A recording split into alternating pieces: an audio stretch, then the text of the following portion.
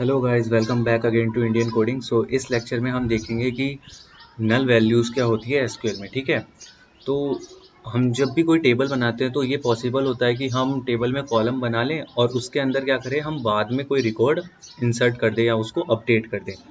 ठीक है, तो ये क्या होता है, ये पॉसिबल नहीं होता कि हम नल वैल्यू को टेस्ट कर सकें।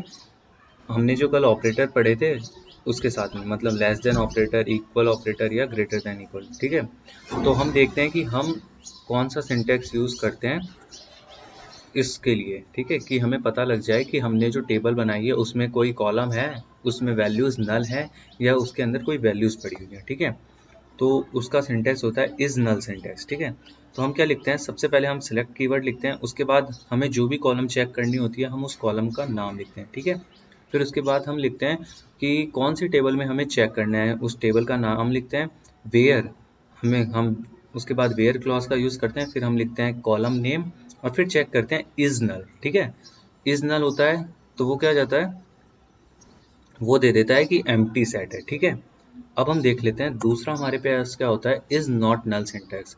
इज नॉट नल सिंटेक्स कब यूज करते हैं, जब हमारा कोई रो में डेटा पड़ा हुआ होता है। ठीक है, मतलब वो नल नहीं होता, तब हम लिखते हैं।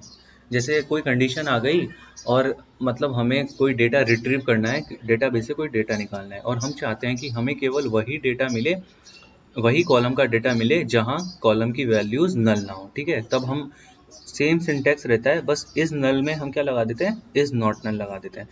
तो ठीक है, अगर वो कॉलम में डेटा नल नहीं होगा, मतलब कोई ना कोई डेटा होगा, तभी वो हमें शो करेगा। ठीक है गाइज, तो आओ इसको हम एग्जांपल की हेल्प से समझ लेते हैं।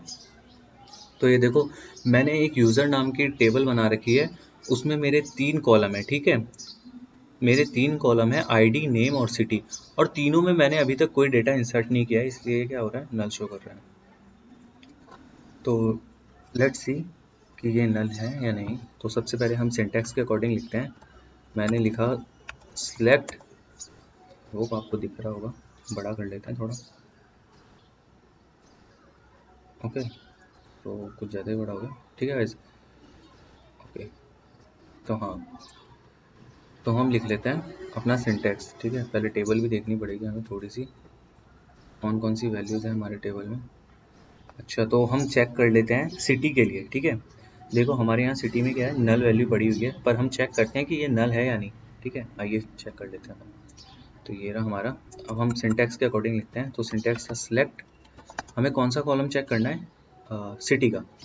ओके, सिटी, और फिर क्या हम लिखेंगे, फ्रॉम, अपने टेबल का नाम है यूज़र, फिर क्या हम लिखते हैं, वेयर क्लॉज। ठीक है,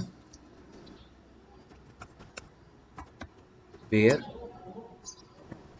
सिटी, फिर हम लिखते हैं इज नल। ये सिंटैक्स होता है। तो अगर सिटी नल होगी तो ये क्या आ जाएगा, ट्रू आ जाएगा। देखो गाइस, हमारा आउटपुट आ गया एम्प्टी सेट। सो और यहाँ पे भी हमारा जो सेट था, आपको मैं दिखा दूँ, ये देखो इसमें वैल्यू क्या है, नल। ठीक है, नल का मतलब एम्प्टी सेट, इसमें कोई वैल्यूज नहीं पड़ी है। So I hope guys you got all the point I have covered in this lecture. If you still have any doubt then please put your doubt in the Q&A section. Thank you.